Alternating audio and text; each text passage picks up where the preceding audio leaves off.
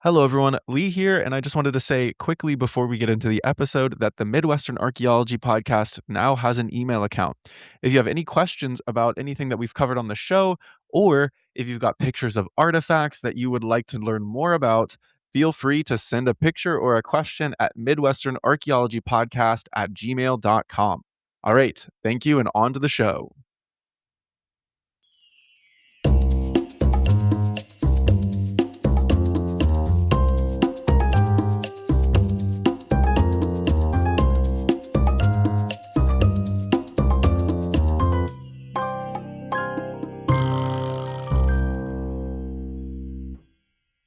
Hello, everyone. This is Lee Strange, and you're listening to the Midwestern Archaeology Podcast.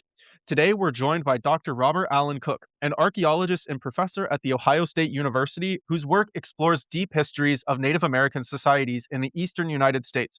On this episode, we are going to be discussing one of Dr. Cook's research focuses, the Fort Ancient culture, specifically as it relates to village life, migration, and how communities responded to long-term social and environmental change, especially climate shifts over centuries. He's the author of influential books including Sunwatch, Fort Ancient Development in the Mississippian World, and Continuity and Change in the Native American Village. His work has appeared in leading journals like American Antiquity and American Anthropologist. He also has a forthcoming book that focuses on the Guard Village, the site that ARI stewards in Lawrenceburg, Indiana, that should come out sometime in the next year.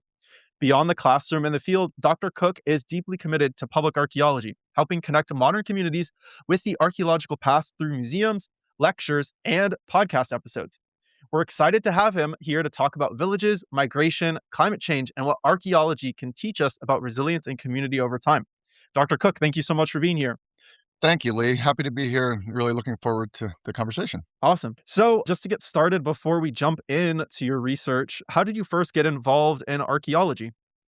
Yeah, so archaeology was something that I didn't even know really existed as a profession until I got into college, which is not that unusual, but it's becoming a little bit less unusual as I think archaeology filters down into younger and younger people and exposing them through museums and places like ARI and all kinds of even high school courses now I'm hearing students talk about, but I had none of that. I certainly knew about ancient sites, but I was raised in a pretty traditional upbringing and just really didn't question in any deep way the nature of antiquity until I got to college. And I was actually a architecture major, and my first year I took architecture classes and have a deep passion still for that.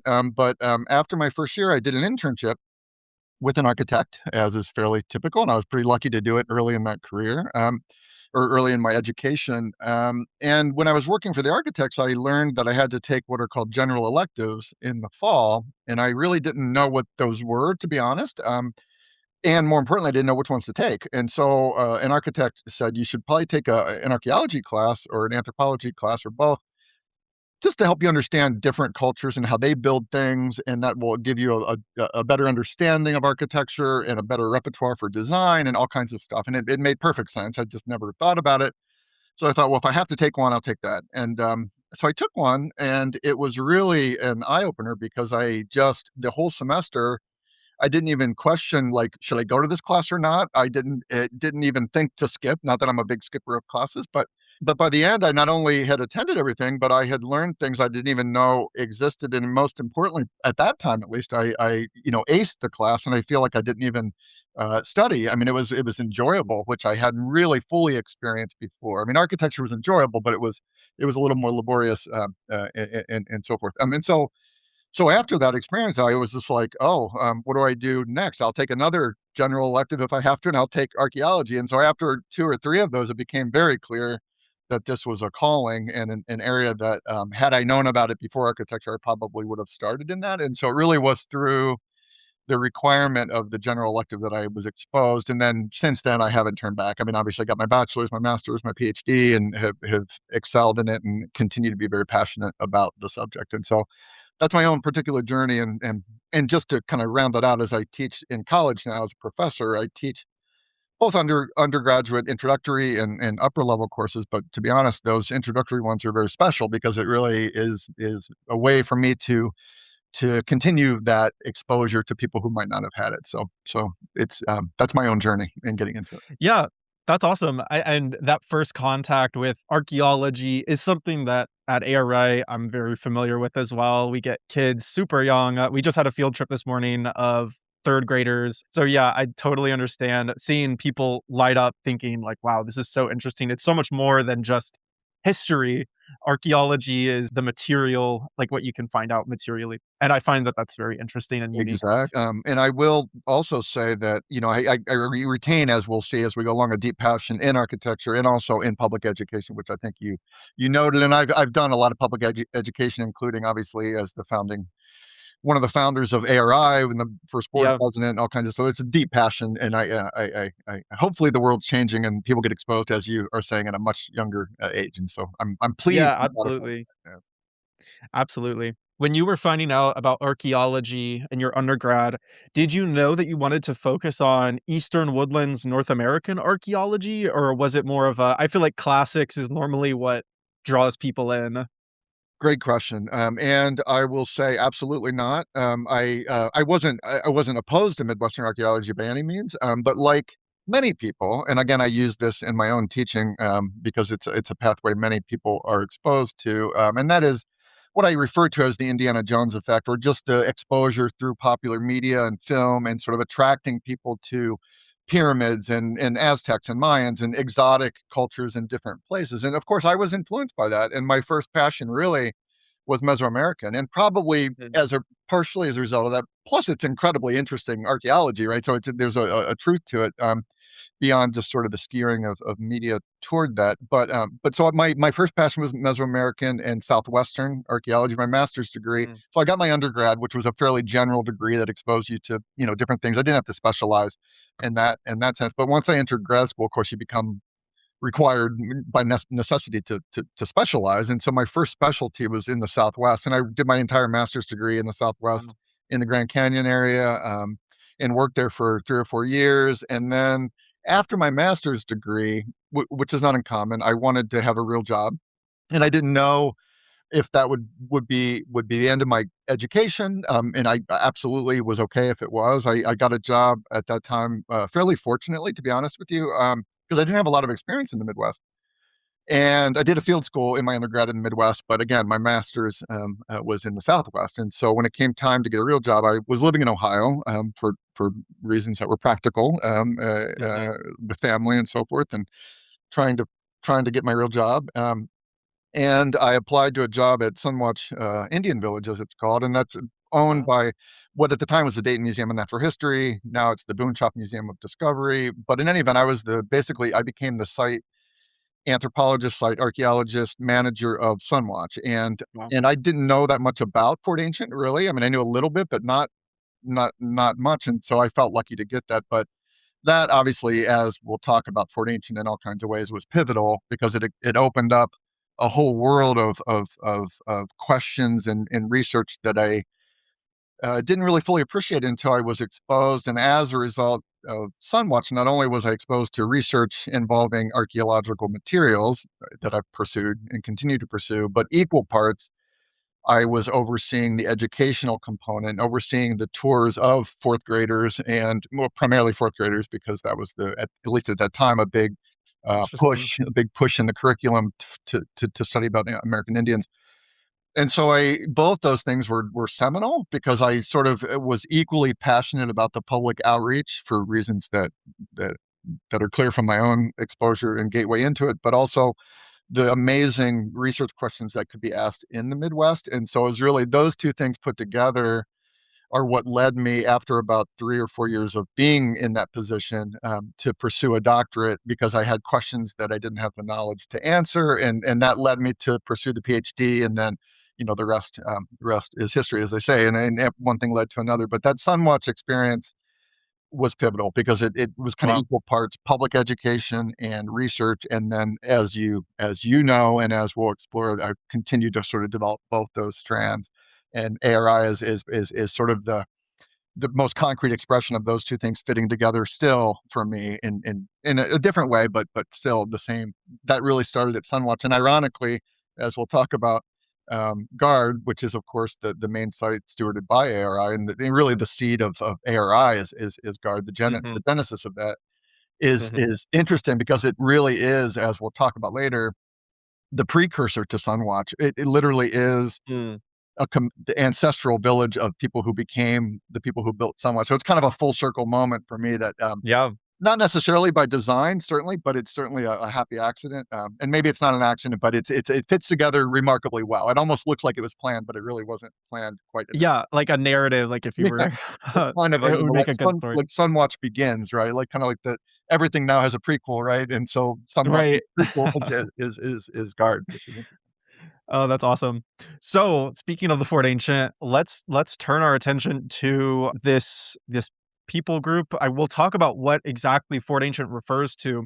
So, to those that live in the Midwest, you mentioned that you were familiar with the name Fort Ancient before you got job at Sunwatch.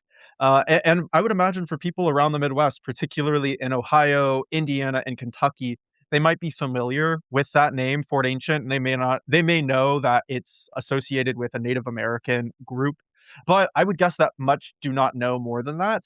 So, for those people of the listeners, can you explain who the name Fort Ancient describes and when are we talking about in time?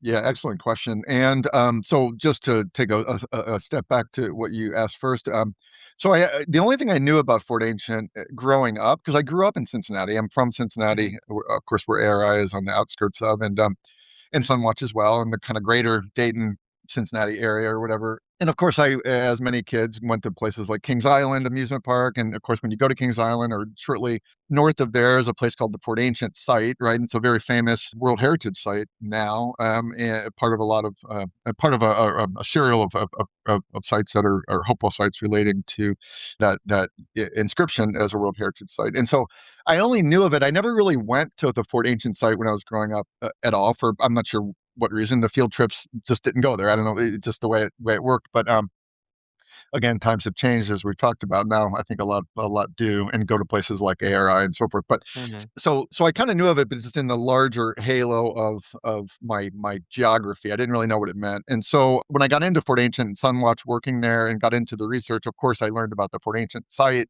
because the Fort Ancient site is the namesake, right?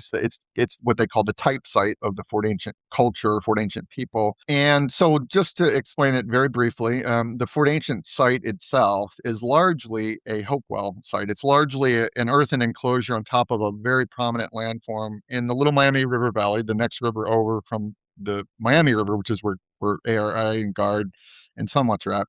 And it is called the Fort Ancient culture because the site that is the Fort Ancient site, at the time they excavated it in the 1800s, they considered it to be a fort because it was a hill that was enclosed by what they perceived to be a defensive wall surrounding it, right? So they were coming, their interpretations at the time were coming largely out of Europe in places that had hilltop enclosures that were fortified, truly fortified, like in a military fashion.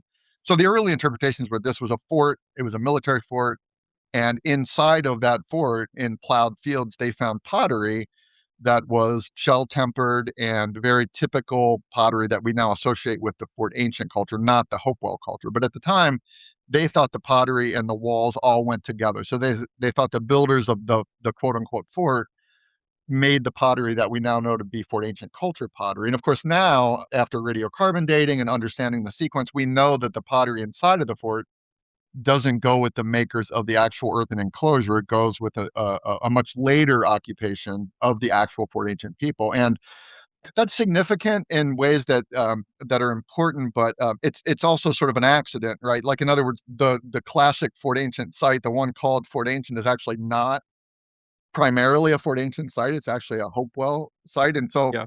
so it's a little bit of an accident, but what makes it significant culturally is that the reason 500 years after it was abandoned by the Hopewell builders of the earthworks, the reason that the Fort Ancient people went there probably had a lot to do with mapping onto this ancient landscape and sort of Mhm. connecting to an ancestral landscape that they were very well aware of and probably held very sacred significance. So I think that the Fort Ancient people were at that Hopewell place for good reasons, but they actually didn't build the primary architecture that we think about when we think about the Fort Ancient site. So it's a little complicated, of a It story. is. Yeah. I know it's hard for the general public to fully grasp all of those kind of nuances, but it's important. It's not random that the Fort Ancient pottery is there, but it's not directly connected to the fort, and it's not really a fort, right? So it's this kind of complicated story that has an interesting ending, but it takes a while to get there. So. Yes, absolutely. So for the Fort Ancient designation, if we were to go somewhere in Kentucky, somewhere in Indiana, or somewhere in Ohio, and we were to go to a Fort Ancient site, what characterizes Fort Ancient from the people that came before the Hopewell, their neighbors such as the Mississippians, and further out east? Excellent question. And so to now that we know the history of the concept or at the original sort of designation, so now that we've fast forwarded in time, I don't know, we'll just say roughly 150 years, we've learned a ton about who the actual Fort Ancient people were in terms of their primary places of residence, as opposed to the places like the Fort Ancient site that they went and visited. So the Fort Ancient culture, the Fort Ancient group of people, what it refers to in general is a group of the first corn farmers, right around 1000 AD, so roughly 1,000 years ago.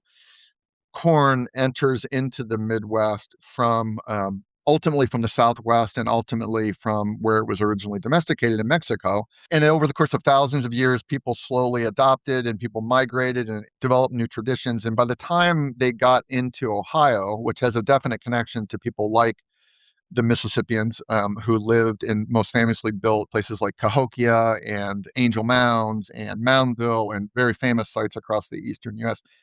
So they were connected to that sort of diaspora, if you will, sort of a spread of people and ideas and foodways. So when it came into the Ohio Valley, right around 1,000, and Guard is one of the first places it came, among others. What happened is they started to combine these new ideas of corn farming and ways of making pottery, mixing it with shell as tempering, and building new kinds of architecture, houses that were built in distinct ways with new methods and all kinds of Wall other trench. wall trenches and all kinds Yeah. of other things, including kind of circular arrangements of dense villages of hundreds of people, sometimes 3, 4, 500 people living around big open plazas, defended, truly defended in this sense by stockades and protective barriers. And so they kind of developed this whole new way of village life, and they became fully sedentary, which just means people were largely living in one place for all of the year or most of the year, building more and more permanent architecture. And that idea as a way of life spread pretty rapidly in what we call the Middle Ohio Valley. And all that really means is the part of the Ohio River between roughly, we'll just say Louisville and Pittsburgh, to give a rough sense of it. Basically, all of Southern Ohio is the middle, what they call Mhm. the Middle or Central Ohio Valley. And up and down the main part of the Ohio River, where, for example, Guard is situated, and up and down all of the major tributaries, the Great Miami, the Little Miami, the Scioto River, the Licking River, the Green River in places and so forth. Um, all of up and down all of those rivers are dozens of villages that look almost identical for all intents and purposes to places like Guard or Sunwatch or others. And there, it's a template, a pattern, sort of an urban, or maybe not urban is the right word, but it's certainly a village plan where people were starting to adhere to certain principles of architecture and planning. And really the center pole in the middle, this really large post, anchors the community around a focal point, and then an open plaza where they had ceremonies and celebrations and gatherings, and then residential and burial areas, and then all of that's enclosed for the most part within stockades, and so forth. And what makes it super interesting is, and we'll get to this, I think, when we get to Guard specifically, but what makes it Mhm. really interesting is a pattern that I first observed, and now it's becoming pretty clear it's a wide pattern, is there were people, of course, in the area when Mississippians migrated in and kind of introduced them to new ways of eating and growing plants and living, as I just described. Those new ideas mixed with local traditions that were related to the mound builders of the Hopewell earthworks themselves, and so they created these novel. So really, what Fort Ancient represents as a way of life is a what we would refer to as like a hybrid between Mm. woodland mound building peoples in general, and Mississippian corn farmers in general. And so Fort Ancient is a unique cultural expression that is drawing on both those traditions and creating this new way of life. And that's very common. Like when we look at the spread of culture around the world, including American culture, I mean, we're a hybrid of many different European and in fact, native traditions in various ways. And really much of the planet, if not all of it, is a result of one form of mixing or another. And we could go further along that line, but I think Fort Ancient represents a unique thing, but it's drawing on some very distinct sources. The way we recognize it is through their big circular villages, corn, domesticated corn, very typical architecture, very typical types of arrowhead, very triangular points, small points that are very diagnostic. And so, fortunately, the thing with Fort Ancient too is the population density becomes really large, and so the sites become large and they become really easy to find because there's, Mhm. as you know, and I know even better, there are millions of artifacts at places like the Guard Village and places Yeah. like Sunwatch and so forth. So it's archaeologically highly visible. They build their villages on really good agricultural soil because they're farmers. Those agricultural soils are still really good, and so farmers still farm in those fields. And when they farm in those fields, they plow up, so it's very visible. So it's kind of a win-win for archaeologists that want to find sites easily, in a sense, because there's a lot to find, and they're in places that are still very well occupied, even by us in our modern uses of the landscape. And so, in general, that's, I think, it does justice, I think, to what Fort Ancient is as a distinct group of people.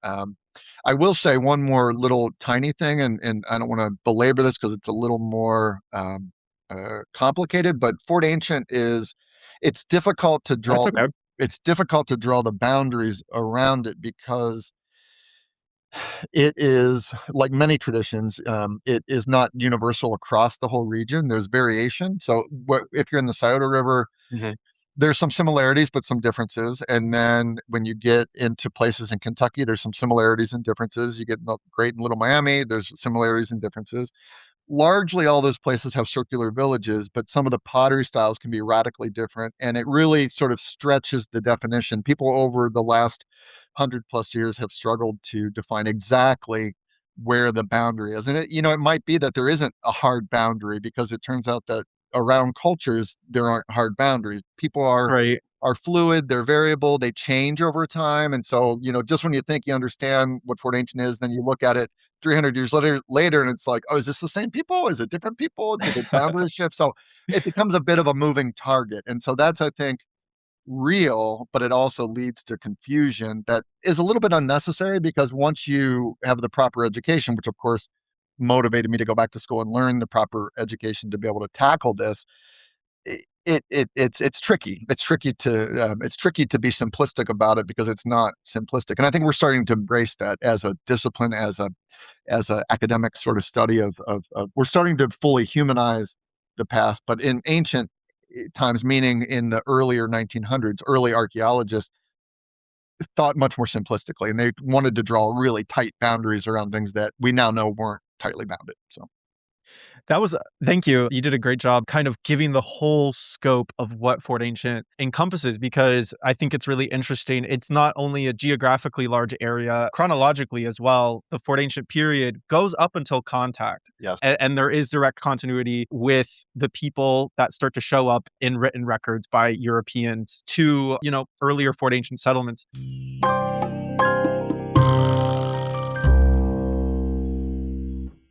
Whether you're 8 or 80, there's something for everyone at the Archaeological Research Institute. Join a kids' dig, take an immersive tour, learn ancient skills in our experimental lab, or try our virtual reality experiences. ARI makes archaeology accessible, hands-on, and fun for all ages. Come play in the dirt or just watch others do it. Find programs at exploreari.org.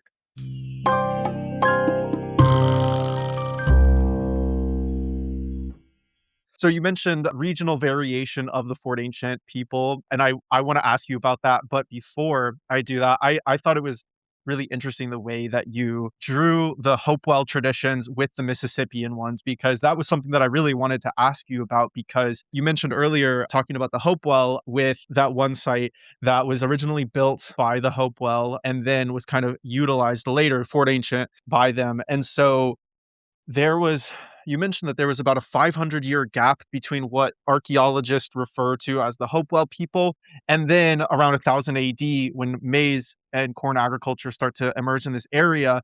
So is there continuity from those Hopewell people to the Fort Ancient people once they start to practice maize agriculture?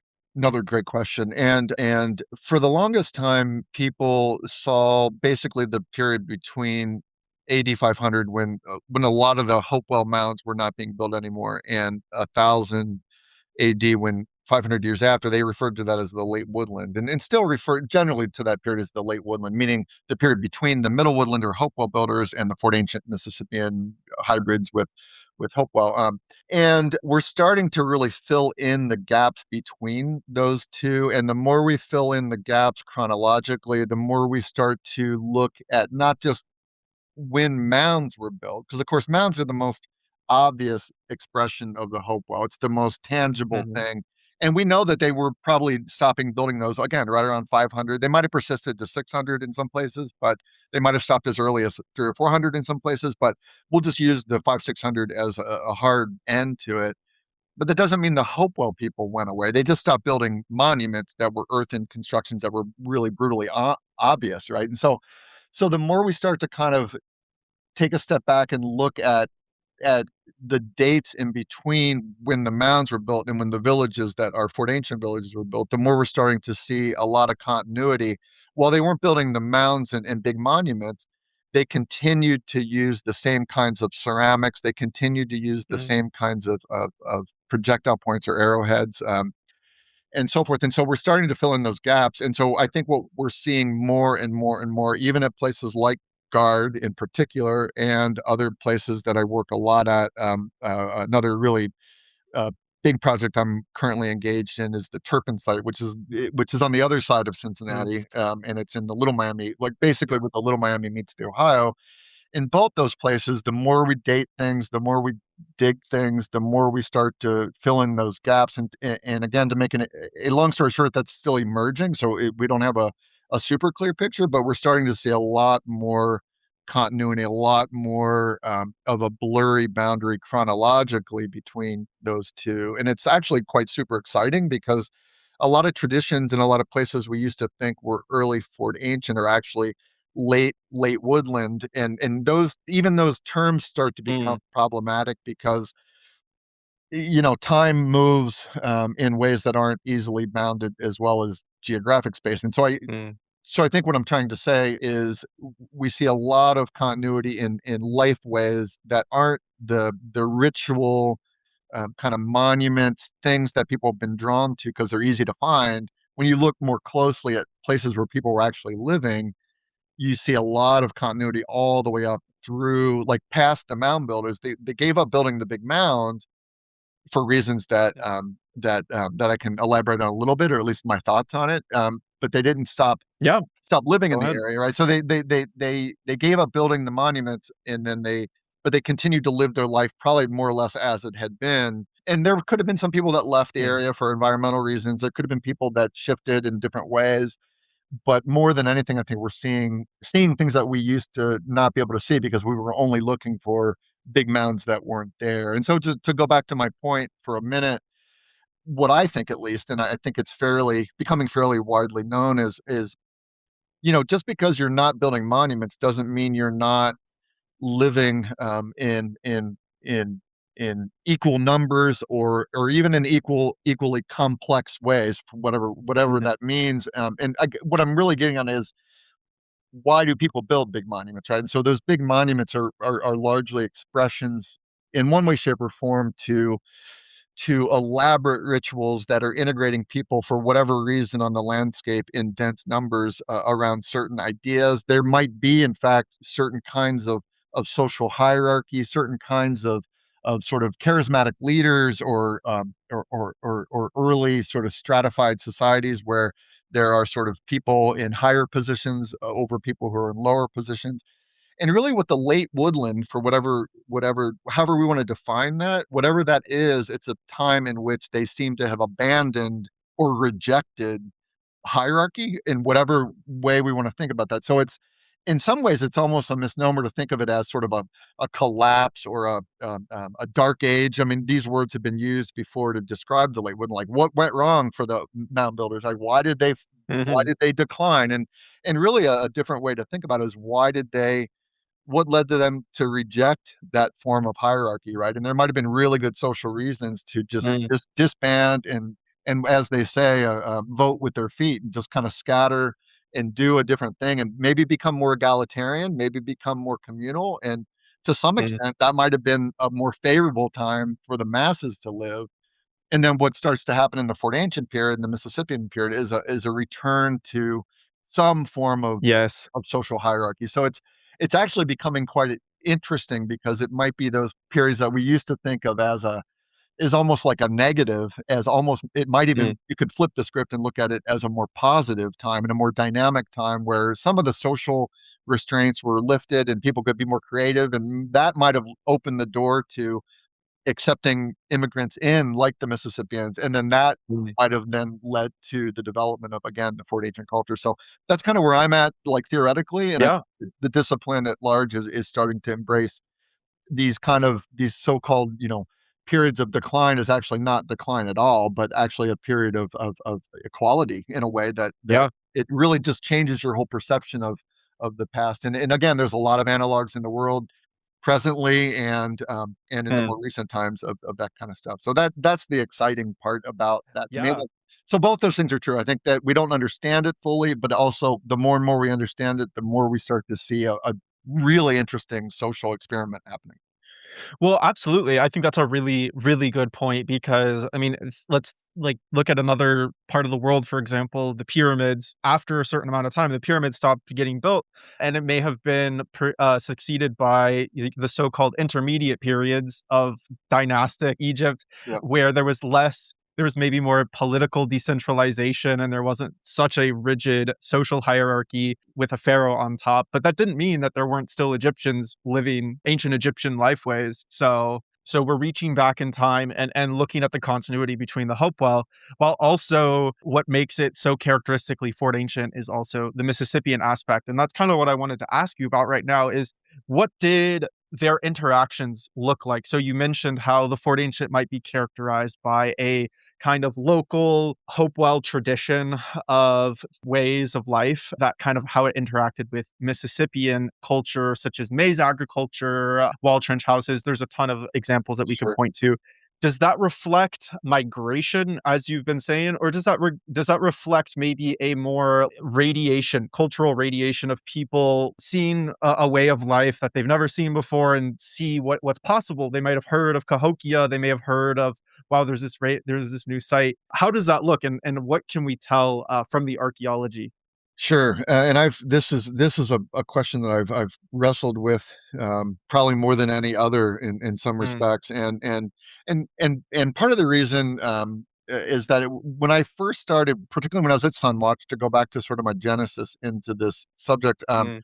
at that time it was in the mid 1990s, and at that time it was very much the whole Fort Ancient concept was very much in the understanding that it was is fairly insular, fairly, independent completely of any outside influence. It was very much in an older largely an older model of sort of that kind of simplistic boundaries around closed systems, right? And so anything that was Mississippian was seen as is not, important or kind of tangential or maybe a trade item or something that just kind of was sort of an exotic that people didn't really take that seriously. They just didn't really think about it. And there's a lot to this story that we could get into, but the main point of it is at Sunwatch in particular, there was an underappreciated excavation that had happened before the museum that I said, still owns, the site and operates it, that I one of my first professional jobs, was directing it.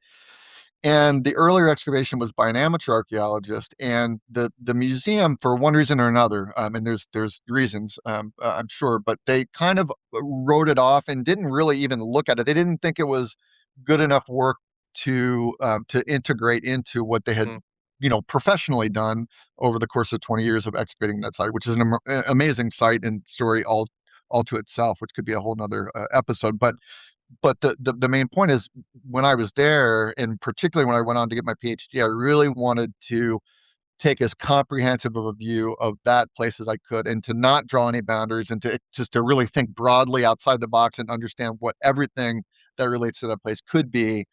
And so when I integrated the amateur work, I didn't really have any expectations. I just wanted to see what it was. And one thing I started to see right away is that what they excavated was a really large wall trench house, and it was unusual because no other house at mm, Sunwatch was wall trench. It was all more in line with woodland traditions, more in line with the architecture that had sort of evolved out of the mound builders or the late woodland people in that intermediary period we just talked about. And mm, and that really caught me by surprise, because I thought, well, gosh, how does this factor into the history of this woodland place? And so one thing led to another. I dated a whole bunch of things through radiocarbon dating. I looked at all the ceramics and integrated it spatially into the village, and it transformed the understanding of Sunwatch, because what that represented is sort of a small group of Mississippians, but very clear and very much a mm, group of people that were surrounding this kind of unique, for lack of a better word, immigrant structure or migrant structure in a community, and it factored into the political development. It factored into the shaping of that village in a way that was fundamental. And then, of course, when I was done with that, I realized that there was a significant Mississippian influence that wasn't just a random trade item, but actually a group of people that came into a village and transformed it in what looked like a largely peaceful way. There's a little bit of still uncertainty on my part about exactly what that interaction looked like, but certainly they welcomed them in enough to allow them space to build their mm, their structure, and certain things changed in the village that certainly suggests strongly that there was, at least for a good chunk of the time, peaceful and sort of mutually beneficial interactions. And just to elaborate a little bit on that, a really common global pattern is for people who are aspiring leaders, like a leader of a community of people, someone who wants to unite a group of people peacefully, and to do things like farming and cooperating and protecting and just cooperating with each other to survive, right, and to thrive, and to have children, and to practice the rituals, and to spread into new places, and to live life, right? They oftentimes, to sort of support or maybe validate their power, they oftentimes can form alliances with powerful neighbors. They can form alliances with people from distant communities, and sort of a very tangible sort of understanding is, when you have the ability as an emerging leader to demonstrate that you're widely connected, people that are powerful, and they might be people that can protect you. They might be people that have sacred knowledge that you want to have. They might be people that will then host you in their place that you might be interested in going. And of course, their place was ultimately a place like Cahokia, which everyone probably knows about Cahokia if they don't know about so much, because Cahokia is very famous. It mhm, is a city of some people, a true city of some people have argued up to 20, 30,000 people.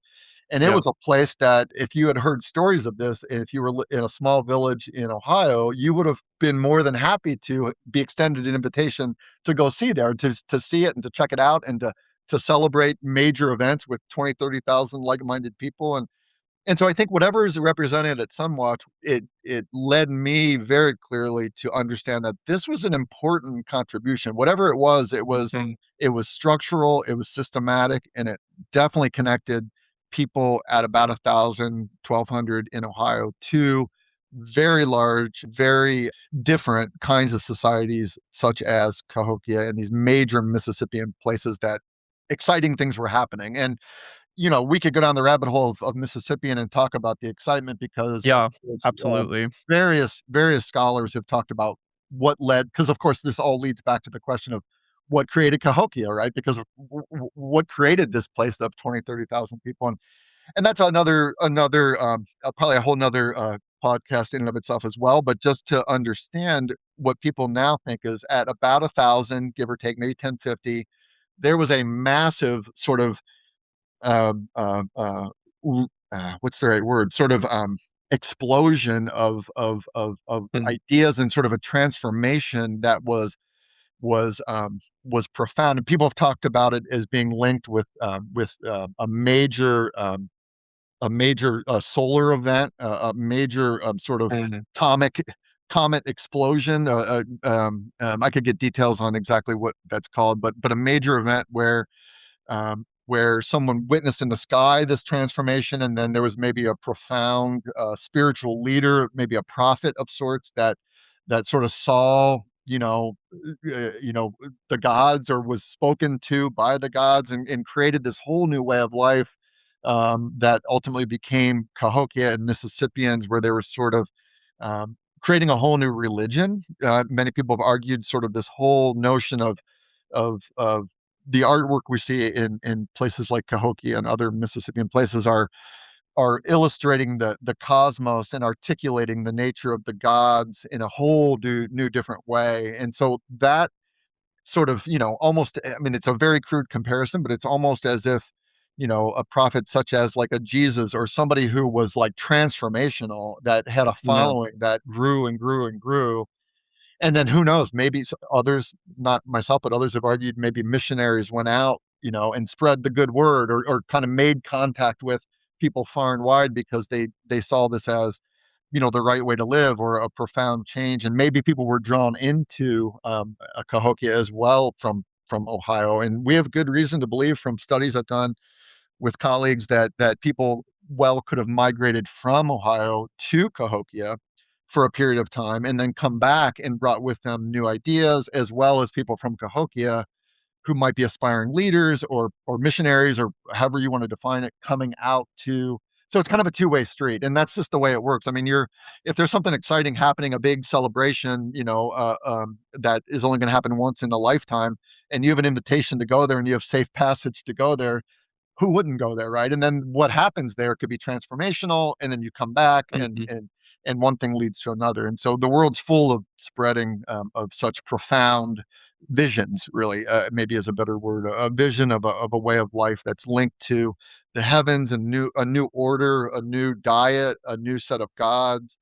And so I think whatever's happening in Fort Ancient is definitely tapping into that larger kind of halo of change, Mm, right? So what's neat though in the Fort Ancient is you have that, but then you also have that ancestral connection in a more direct way to the Hopewell. And so again, I think mm. if you really look at it differently, I think Fort Ancient is at least as exciting, if not maybe more exciting than Mississippian, because it has that sort of Yeah, blend. yeah, It's just you gotta. It all depends on what lens you're looking at something through, and Fort Ancient yeah. is overlooked, I think, because it doesn't have the big Monk's Mound that's 100 feet tall. It doesn't have, Yeah. a city of 20,000. But why is that more interesting, right? Arguably it's not at all more interesting. Yeah, in some ways it's a little more singular.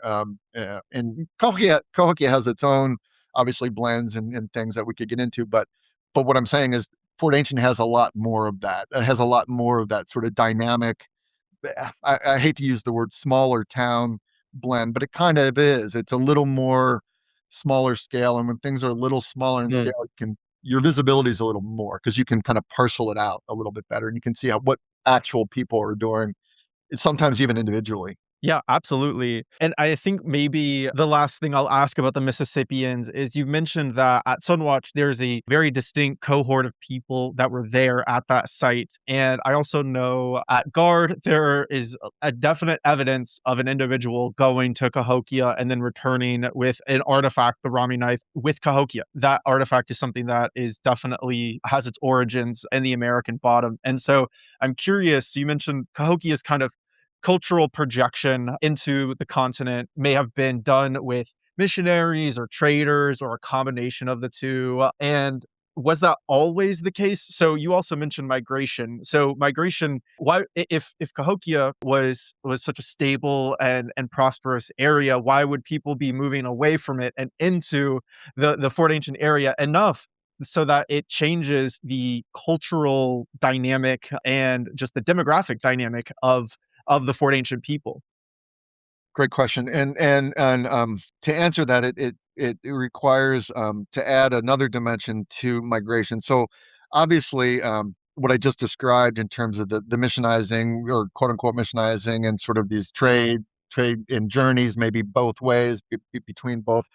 What is also going on in this context is, of course, environmental variation and in Mm, terms of resource patches on the landscape and places that might have been attractive or unattractive to people for reasons relating to corn agriculture because it requires certain conditions to thrive.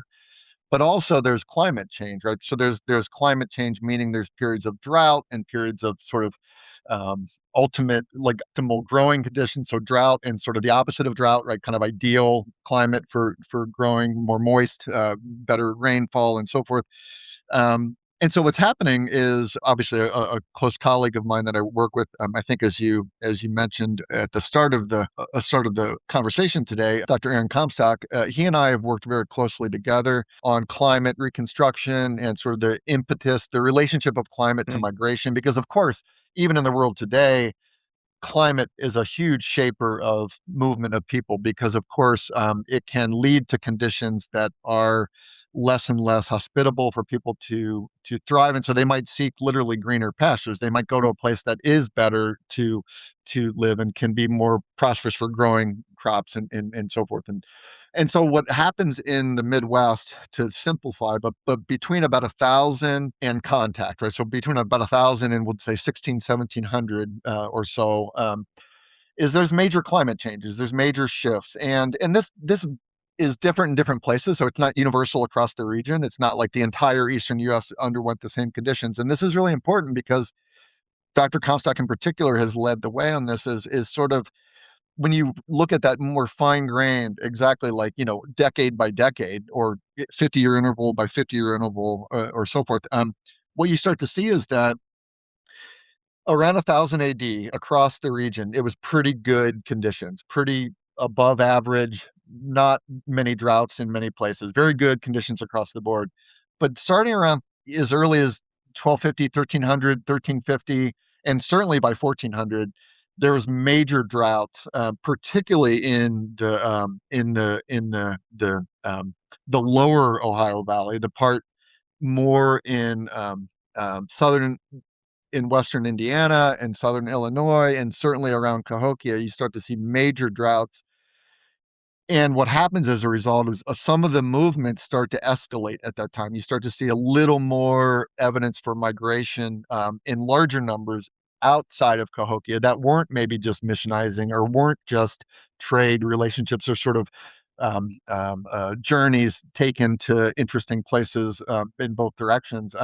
And so what you start to see is probably really good evidence for an environmental push out of the American mm, bottom, out of what they had long called the vacant quarter, right, where people were sort of exiting, right, in large numbers to places that were better. And the really interesting thing about the Fort Ancient region, the Middle Ohio Valley, is it didn't really suffer those droughts to any large degree until after 1400. So you have like a 200-year up to about a 200-year period where the region, the Mississippian focused regions, were suffering more and more with droughts and trying to accommodate strategies to deal with that locally.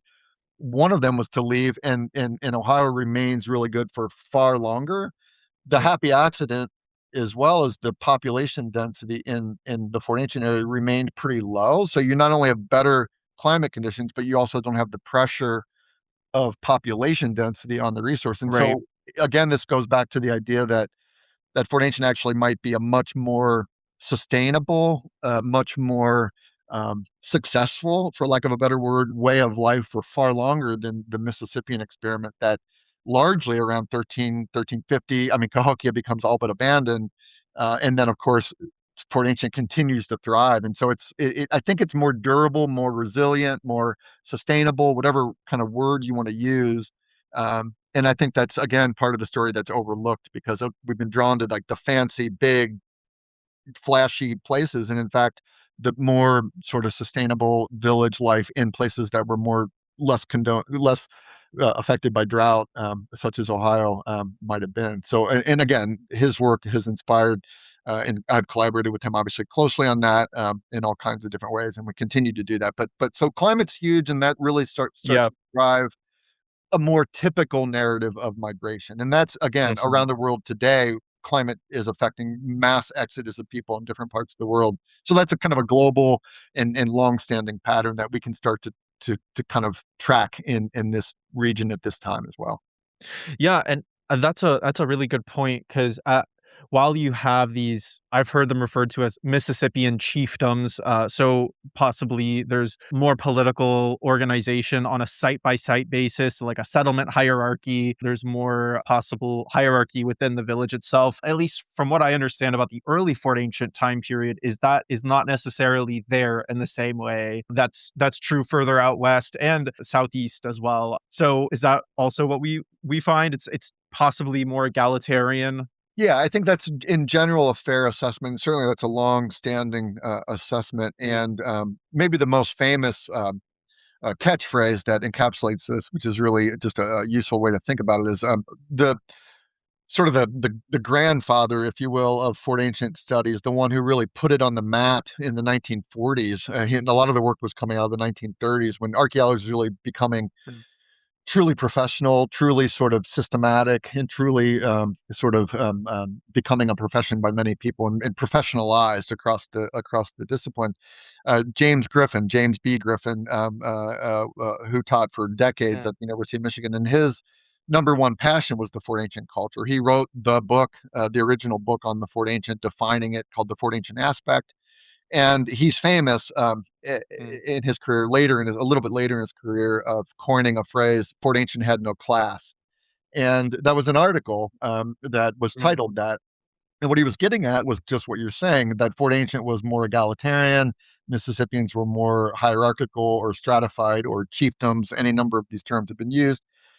And I think in general that's true, but of course when you probe deeply into the details, it becomes more complicated. So I think that what I've done in my own research, again, one of my main strands has been, in addition to the Mississippian component, is really critically looking at just what does that mean on a finer scale? Just how complex were Fort Ancient people, and just how complex were Mississippians? And is there a lot of gray area? And the answer that I've come up with, and I think it's certainly one that has resonated, is both Mississippians were more complex than we maybe realized, and Mississippians were a little less complex at times than we've thought.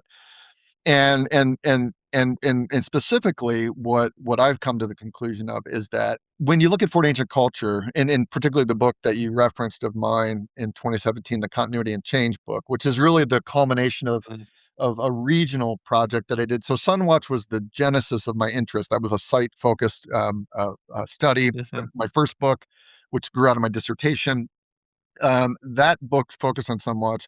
The second book was a study systematically of 16 different villages up and down the Little and Great Miami River to try to understand the regional pattern that I saw an example of it somewhat, but I wanted to know how widespread that was. Were there single houses in many sites of wall trenches that were these, missionaries, or whatever word you want to use?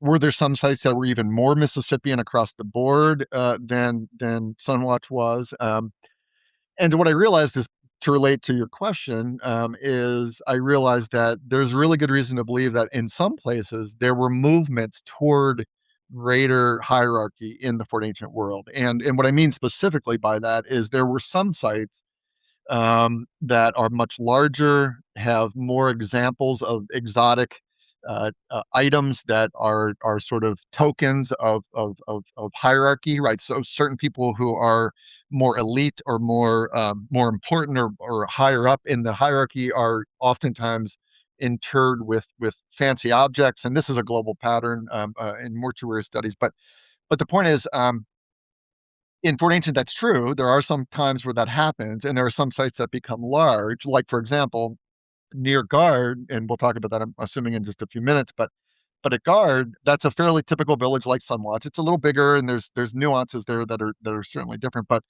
near it, there's a very famous site that's becoming a little more well known through a contract project that I'm an advisor on, the State Line site. They're expanding a roadway, and they're yeah, learning at that site. we still don't know that much about, because it was greatly looted and greatly destroyed in all kinds of ways that were unfortunate. But Yeah. um, what we know about that is that was a really large site with many mounds, 5 or 6 mounds, and probably hundreds and hundreds of more Mm. people. It truly probably could have been a small mound center. Again, not like Cahokia, not a major metropolis of 20,000 people, but certainly larger than guards, certainly larger than Sunwatch, and could well have been sort of a small scale hierarchy, right? So, in other words, Mhm. the notion of just like egalitarian stratified, like that's again simplifying human Yeah. behavior because, of course, there's everything in between. And I think what's neat about Fort Ancient is there were moves toward this greater hierarchy, but I think that there were checks and balances in place that, for whatever reason, it never escalated. And Mm. who knows? If there hadn't been European contact, it might have become more complex, and it might have become more classy. To go back to Griffin's word, it might Yeah. have really become more like a Cahokia. Who knows, right? But the point that I've made, and I think it's important, is to not be too simplistic. I mean, just because in general it's more egalitarian doesn't mean there weren't actors and people who tried to sort of aggrandize and take power, but for whatever reason there were checks and balances that kept it more egalitarian. And I think that's true. I think both things can be true. And again, I think people have sort of glossed over that. And the implications are important because we're, as an archaeologist, as an anthropologist, we want to study and understand human behavior and the development of behavior, and that's all part of it. And so if we kind of gloss that Mhm. over and pigeonhole things too quickly, we tend to miss the really interesting things, right? So just because they didn't sustain it doesn't mean they didn't try. And I think we're seeing moments where people tried, and that's a matter of debate, of course, as all things are. But I think it has enriched. And State Line is not the only site like that. There are other sites that have achieved a larger size in a small scale, like little regional hierarchy. And then this brings us Yeah. full circle back to Mississippians, because in my Yeah. research too, of course, I've compared to Mississippians and other people. I've drawn on really important work by other scholars that have looked at Mississippians, people like Charlie Cobb or George Milner or many other people, and they really have documented well, like, yeah, Mississippians could be really complex at times, but at many times they weren't at all that much more Mm. complex than Fort Ancient. So even Mississippian themselves, they weren't always as complex as we made them out to be, right? And so, so if you draw on all those things and fill in the pieces, it gives you a much richer tapestry of what's going on, and it's really not a a black and white division. It's more of a sort of a fuzzy pixelation across various boundaries of places. And that's why southern and western Ohio and southeastern Indiana is so interesting, because Oh, yeah. that's kind of the crossroads of this development into Fort Ancient and whatever that connection was to Mississippians and so forth. So that's kind of the framework. It really just it has made me appreciate the complexity of people in a way that had Yeah. had been overlooked for a long time.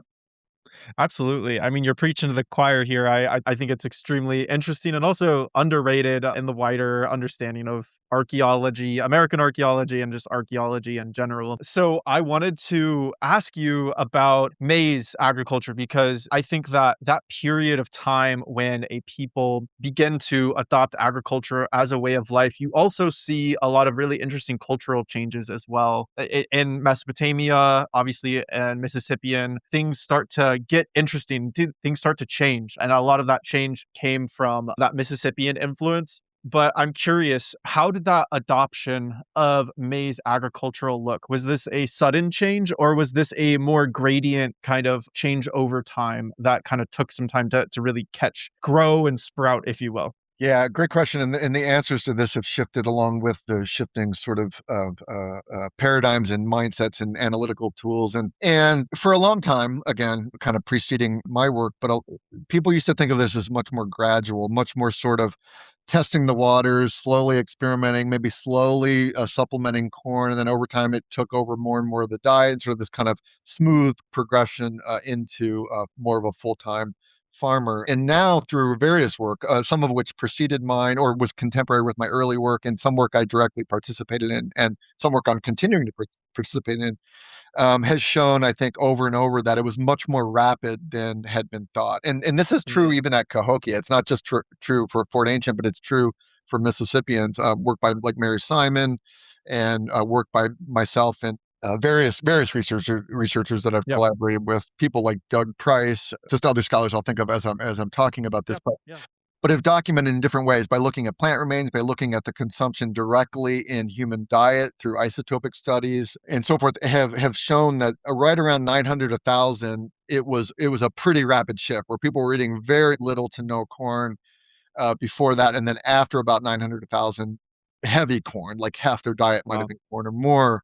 And the implications are important because it represents more of a punctuation that relates to that explosion at Cahokia, and whatever transformation happened there created a fairly, at least archaeologically, sudden change, right? We can't track things, unfortunately, usually within better than like a 50 or 100-year period with chronological dating, Hmm. such as radiocarbon dating. But as far as we know, it was much more sudden. Mark Scher is the other colleague I was thinking of that I've collaborated a lot with Mm. at Notre Dame on isotope studies of carbon and so forth. And I could explain that technique if it's relevant. But the main takeaway is that the transformation was sudden, and of course that's an economic shift in terms of the diet, and because we know that what Yeah. people are eating is directly represented in these studies, it's really clear that it's human consumption.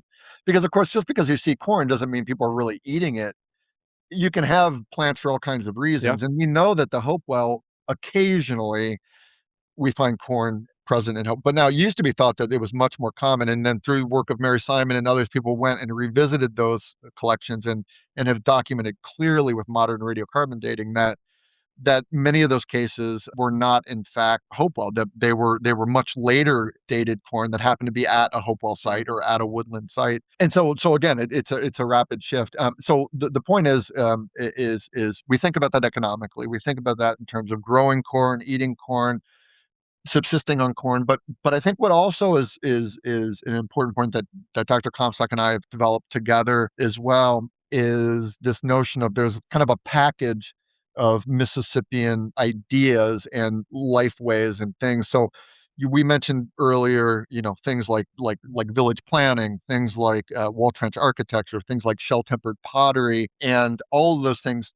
generally co-occur with this influx of like the switch to maize. Mm. And so again, it's not just corn, it's a whole way of life that's shifting. And I think when you even dig more deeply, and this gets a little harder to get at in Fort Ancient because they didn't have a lot of artwork in the sense that when you compare to Mississippians, they engraved a lot of shell with different motifs and different art, and you can get into the mind of the ritual a little bit more clearly.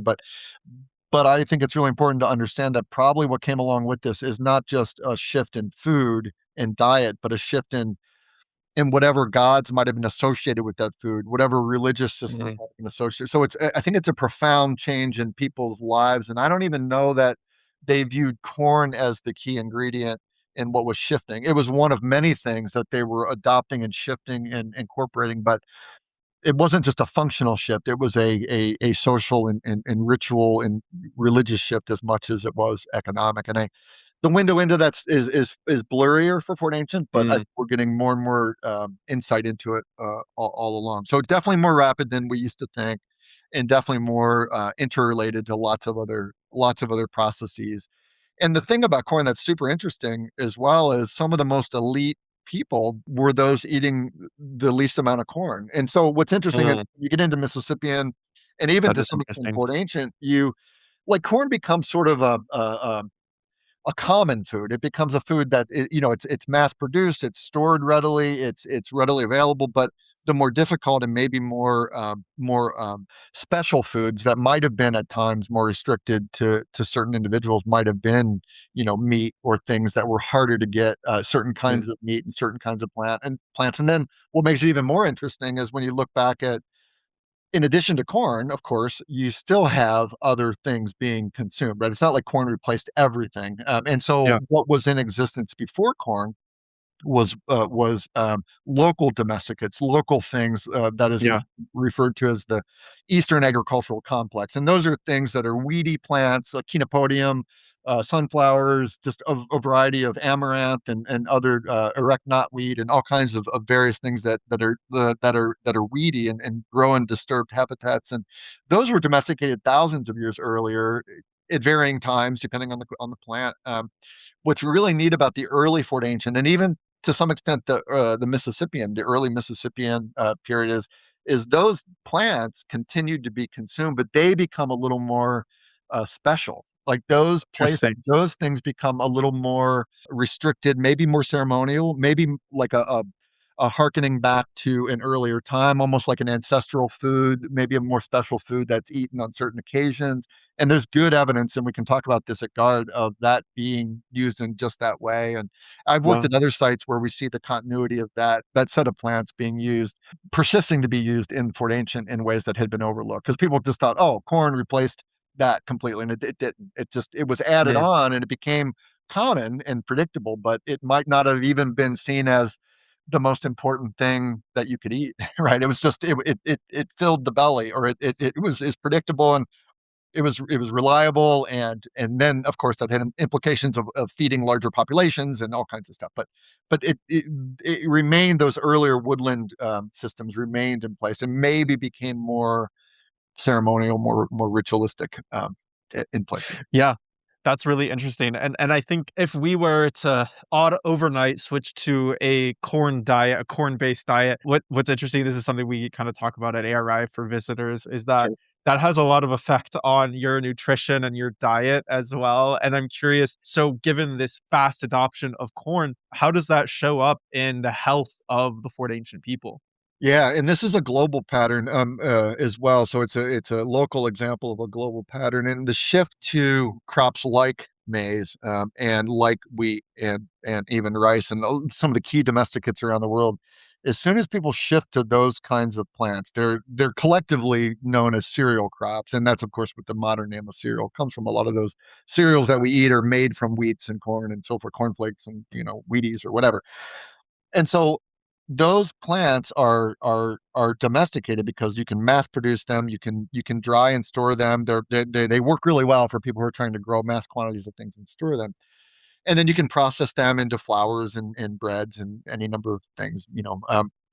And when you do that, of course, you eat them in one way, shape, or form. And when you eat plants like that, they're heavy in carbohydrates, right? They're carb heavy. And what we know about carbohydrates is they convert pretty quickly to sugars. And of course, things like breads, when you eat them, they tend to really kind of cake onto your teeth and get in the interstices of your gums, and without flossing and brushing and fluoride and dentistry.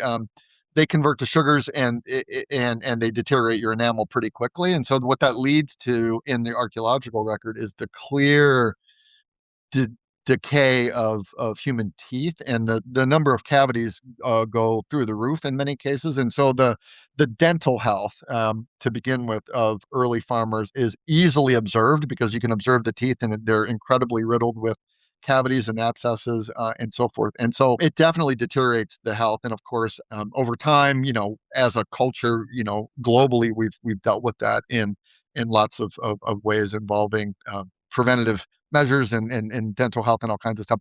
But clearly, corn led to some pretty significant health problems that would have affected people. I mean, I guess the only upside, if this is an upside, I mean, it's arguable, of course, but the lifespan was much shorter, right? So in general, Mhm. while that might have caused shorter lives, lives were shortened by other things, and so people didn't really live usually past the age of 30 or 40, and so the dental problems Yeah.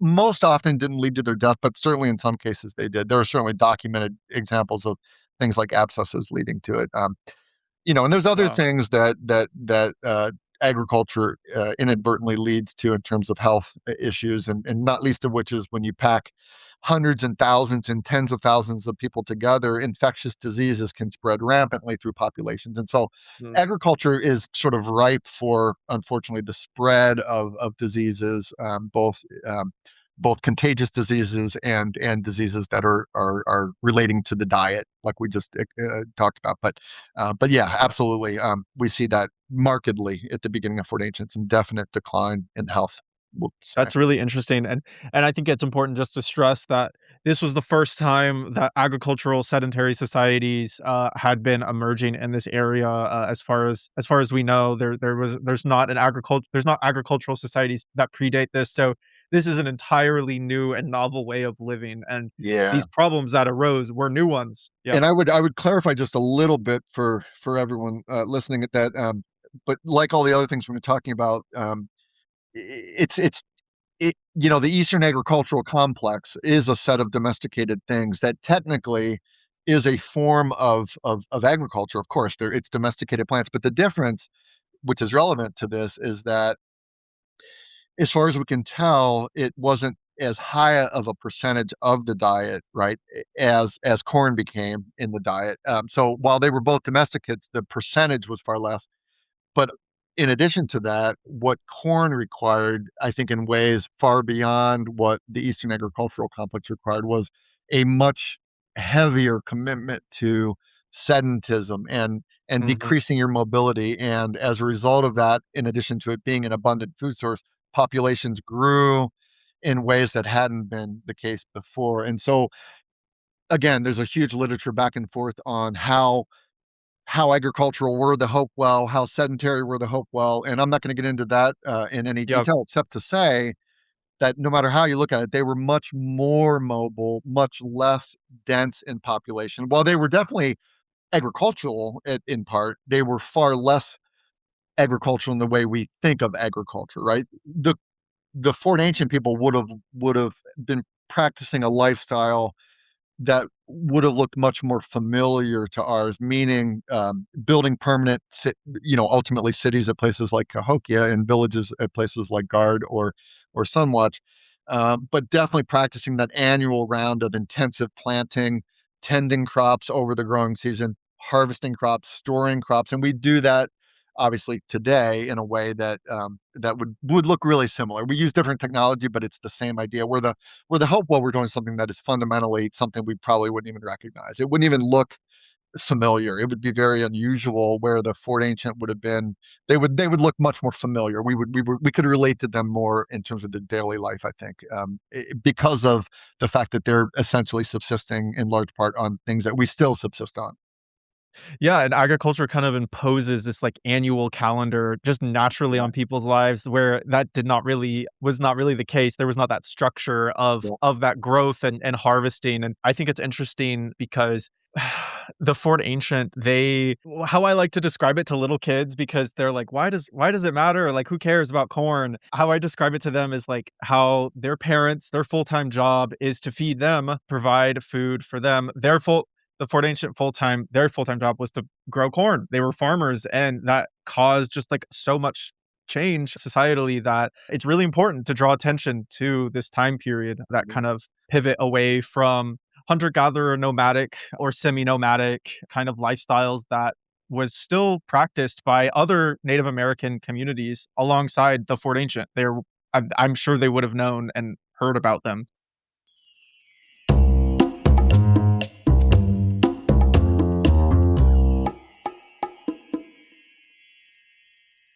Ready to dig into discovery? Join the Archaeological Research Institute with a student or family membership. Whether you're a junior explorer, apprentice archaeologist, college researcher, or a part of the family expedition team, you'll enjoy hands on experiences, exclusive passes, and a Field Notes magazine packed with stories and activities.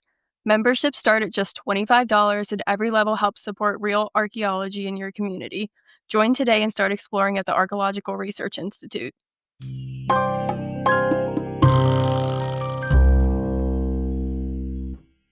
Yeah, and to build a little bit before I forget, what's really interesting to me, and profoundly interesting, and the story of Guard in particular has shed light on this again as sort of a precursor to Sunwatch, is I think one of the biggest shifts that I've documented exhaustively, I feel, almost at this point, is it's starting at Sunwatch. Of course, the namesake of Sunwatch is that they were observing and incorporating the movement of the sun annually into the village plan through the use of the center pole and how it aligns with different key parts of the village. And it factored heavily into their ritual calendar.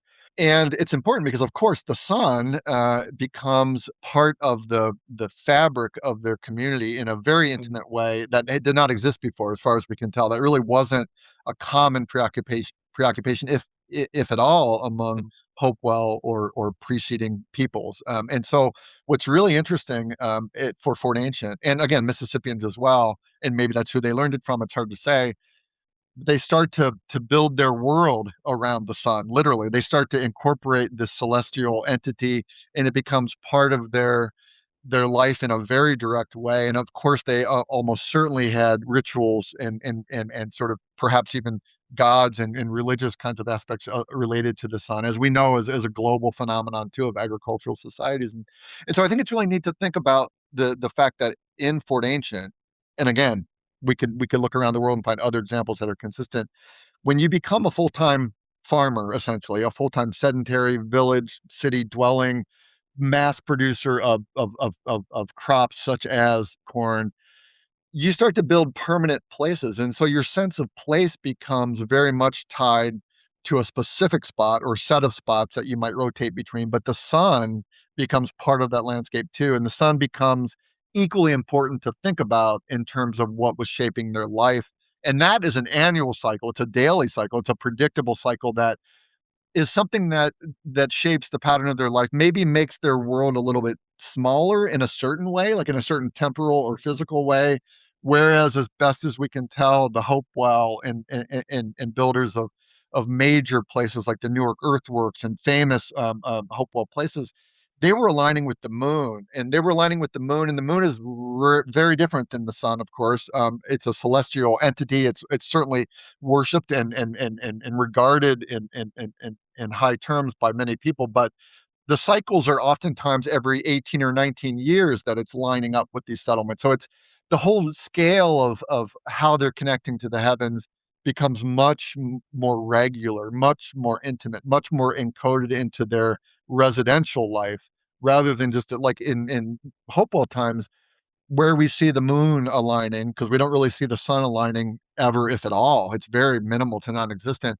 But the moon, it's only on these like once in a generation sort of Mhm. moments where you might gather at a place. And that's super interesting in its own right. But I mean, when we're talking with Fort Ancient and Mississippians, we're talking daily, annually. Like the rhythms are, you're going to experience that 30, 40, 50 times in your life. And it's going to become Mhm. as part of your existence in a way that is, again, it's just built into the fabric in a way that is residential, it's ritual, it's related to corn. It's part of that whole transformation of sedentism and sort of building permanence, building monuments that are directly connected to the sun. And it's just a sense of place that becomes much more permanent, much more small scale in a way. And I don't mean that in a negative way. I mean that just in a transformational way. They become much more incorporating local conditions into their surroundings. And they might even, as a result, and again, I think Guard has really good examples of this for the first time for us, of connecting the sun to parts of the landscape, to the village in ways that were very profound. And so it can't, the sun can't be underestimated. And again, I think the name Sunwatch really speaks volumes for that. And I think it's properly named because it's the first time we really observed that. And now I've seen that Guard has that pattern almost literally Mhm. identical to Sunwatch, and we see that in many other places. And to me, that's just the most sort of uh, um, profound thing, is just the sun and corn. I mean, Yeah. that those two things combined together. I think if you had to simplify what represents Fort Ancient, those two things together are really important aspects. Super interesting, super interesting. And so this will be my final question just to wrap up our absolutely fascinating discussion. So, of course, the Fort Ancient are not a quote unquote like lost people. They have living descendants today.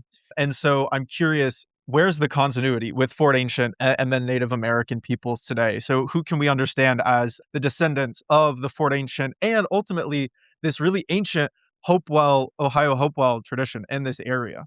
Yeah, great. And this is an area that I've also thought deeply and longly about, and that is, and it's expressed in the title of the book I referenced, the 2017 book, Mm, "The Continuity and Change," and really that book is very explicit about dealing with the origins, which we've I think covered in detail about the Hopewell and the Mississippian combinations, and so the beginnings, we'll say, of Fort Ancient, and of course the continuity and change, the descendants, right? Who are the living descendants of the Fort Ancient culture is the other component of that book. And I take both those as best as I could in equal measure. And that also was generated out of necessity because when I began my work, maybe not at the Sunwatch moment, the very beginning of my work, but certainly the motivation for writing that continuity and change book was heavily inspired by questions that I would get routinely as a public interpreter, as a person at Sunwatch. I didn't have answers at the time that were sophisticated or even really accurate in hindsight, but it was the answers people had told me, that they thought. mm, And of course, people ask, if they ask anything, they ask, who are the living, who are the, what tribes did they become, right? That's a very legitimate, very important question, as you know. And so when I started my research on that book, and that book, I mean, it was published in 2017, but the research really started in like 20, who knows? We don't arbitrarily, but we'll just say 2010, 2011. I mean, like at least 7, 8 years, maybe 9 years before that. And ultimately, you could roll her back to somewhat if you wanted to look at the absolute genesis. But the motivation for that was people would routinely answer that question by saying, one of several things. Like they would say, it's this group or that group or this group or that group. And at the end, they would say essentially, there's too many possibilities and we don't know who they are. I mean, the answer was always very unsatisfying of just saying, we really don't know. We'll never know. It's too complicated. There's differing evidence for like it was unsolvable, essentially, right? And this is important because, of course, this was codified at the time, up until recently, and maybe my book had an influence on this in some small part, but it was codified, meaning the region itself was considered to be culturally unaffiliated. I mean, this was a technical wow. term that museums had, that the discipline at large had, that early maps of tribes in the eastern U.S. had. There'd be this big void in the Middle Ohio Valley. And literally, I mean, I have documents that are in that book, and you could find them on your own as well, but that have like the Fort Ancient area essentially as poorly known in historic times or culturally unaffiliated, and it would be surrounded by groups like Shawnee, Miami, Erie, Delaware. Like it was, but there was like this black hole of unknown. Mm, And of course, the implications are really important because of two things, right? There's a lot of ancestral remains that were excavated, which of course are being repatriated, or certainly tribes are being consulted. So the question is very real: what tribes should be consulted, right? What tribes should be involved in the discussion around reclaiming ancestors? And for a long time, it was said, "Well, we don't know, so we're not going to consult with anyone." I mean, that not me, but like the discipline before me. So I didn't like that answer at all because I knew well that that was a kind of a not a comprehensive exam mm, answer, we'll say. So to make again a long story short, hopefully, what was known is there were a whole set of tribes that people referenced in that kind of answer of these 8 or 10 different groups, and we don't know which ones. So none of them were essentially, like, we don't know. mm, And so I looked at those groups and I said, okay, who are these groups, right? And some of those groups are what we call Central Algonquin. And Central Algonquin is a linguistic designation. So early anthropologists looked at native languages, they organized them into different groupings, right? Sort of similar to like Romance languages or Germanic languages. And those are different sets of people that are closely related linguistically and culturally. Like if you look at, you know, if you wanted to generalize and you look at like the Spanish and Italians, I mean, they're more closely related culturally than if you go far a different part of Europe, right? So they share a family of languages. So the Central Algonquins are a family, and that family includes groups like the Miami, like the Shawnee, and others. They speak Central Algonquin languages. They're different cultures, but they speak a language that's more similar to each other than they are to others. So that's one set of people. The other set of people that people refer to are referred to as Daguia-Siouans, a particular form of Siouan culture and Siouan language in particular. Speakers, the Daguia-Siouans, to be clear, are a group of 5 tribes: the Omaha, the Ponca, the Kansa, Quapaw, and others. And and so those are 2 really different sort of language families. And people said, "Gosh, Yeah. they can't both possibly be connected to Fort Ancient." And I don't know that they both were definitively, but I do know that in my own research, I think I found some pretty compelling evidence to suggest that we need to start thinking about the very real fact that there may be many modern day tribes that can claim a connection Mm, to Fort Ancient, and I think that there's some validity there. Now, I will say it's certainly not my job as a non-native person to tell somebody who they are or aren't related to. That's there for them to decide, and that's not my decision. And I think right. the future's to be written about that. And I do know that there are groups that are certainly the Shawnee have a very valid and important connection. I think the Miami could have a very valid and important connection. I also think, and again, it's for others to really to weigh this out, but I think there's a case to be made for some Daguia-Siouan groups. And I think that what that does is, for me at least, again, this is not me saying this is how it was, but for me, I think what that does is when you look at the archaeology and you look at the changes in Fort Ancient over time, and anyone who knows much about Fort Ancient knows that around 1400 there was a radical change. 13, 1400. So places like Guard, Mhm. places like Sunwatch, places like Turpin, they were largely, if not exclusively, occupied from about 1000 to 13, 1000 to 13, 1400. After that point in time, they weren't occupied anymore. And the sites that are occupied largely after that are places like Madisonville and the Han site. Yeah. And these are major sites that have, in some cases, particularly Madisonville, lots of trade items, lots of interaction with early Euro Americans, right? A lot of sort of trade networks that were filtering down with some of the early colonists and things coming from the East, all in like 15, 1600s and 1700s toward the end of that period. And I don't have enough to definitively say who is associated with what, but I have reason to be suspicious to think like, first of all, are the 1000 to 13, 1400 groups of people that we call Fort Ancient, are they the same people completely Mm, as the people after 1400? And then you dig a little more deeply into oral traditions and oral histories and migrations. And we know that, for example, the Daguia-Siouans have oral histories that connect them to somewhere along the Ohio. It's debated as to where. And again, it's not for me to decide exactly what that is, because I think people who are descendants can speak more directly. And I yeah. absolutely would defer to that in whatever way they make sense of it. But I will say, I think there's reason to believe that it's much more complex, much more multicultural, and I think that's quite interesting, and I think it's quite important, not for me ultimately, but for people who are legitimately trying to reconnect with the landscape, not only to have their ancestors reinterred, which frankly should have been done long ago. Yeah.